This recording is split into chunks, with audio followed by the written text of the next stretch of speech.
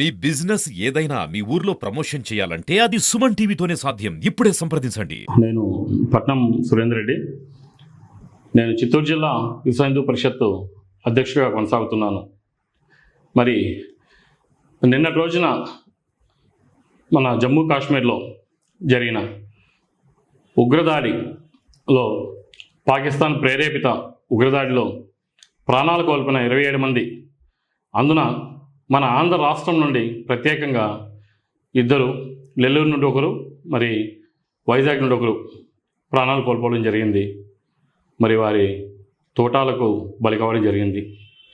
So వారి కుటుంబానికి, అందరి కుటుంబాలకు విశ్వ హిందూ పరిషత్తు చిత్తూరు జిల్లా తరపున ప్రగాఢ సంతాపం తెలియజేసుకుంటూ, మరి ఏదైతే జరిగిందో దీన్ని తీవ్రంగా ఖండిస్తున్నాము.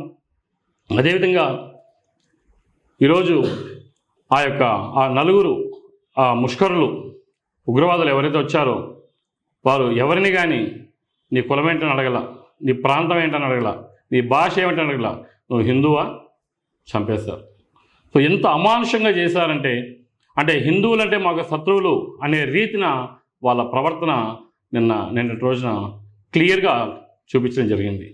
కాబట్టి ఇకనైనా సరే హిందువులంతా మేల్కోవాలి. మొద్దు నిద్ర వేడండి. ఈరోజు సమస్య మీరు మొన్న బంగ్లాదేశ్లో జరిగింది, తర్వాత వెస్ట్ బెంగాల్లో జరిగింది, తర్వాత కాశ్మీర్లో జరిగింది. ఎక్కడో జరుగుతూ ఉంది కదా, బార్డర్ అవతల జరుగుతూ ఉంది, మనకేంటి అనుకోవద్దండి.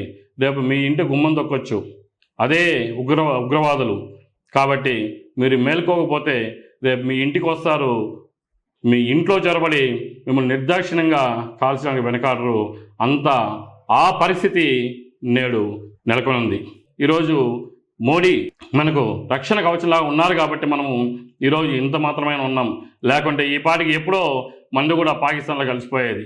చూడండి, కనీసం ఏమాత్రం విశ్వాసం లేకుండా మనము ఒక ధర్మాన్ని అనుసరించి మనమందరూ ఒకటవ్వాలని ఈ సందర్భంగా హిందూ సమాజాన్ని అందరినీ కూడా కోరుకుంటున్నాను.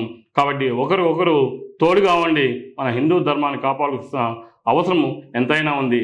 కాబట్టి దీన్ని గుర్తించి ఏ సమస్య వచ్చినా సరే, ఎలాంటి దాడి వచ్చినా సరే ఎదుర్కోవడానికి సిద్ధంగా ఉండాలని ఈ సందర్భంగా నేను విశ్వ హిందూ పరిషత్ తరపున నేను మనవి చేసుకుంటున్నాను. కాబట్టి ఈ సందర్భంగా హిందూ జాతికి ప్రతి ఒక్కరికి మళ్ళీ చెప్తున్నాము, హిందువులంతా ఏకమవ్వాల్సిన సమయం వచ్చింది. కాబట్టి దయచేసి ప్రతి ఒక్క హిందువు కూడా ఇక అలర్ట్గా ఉండండి, జాగరూకతగా ఉండండి.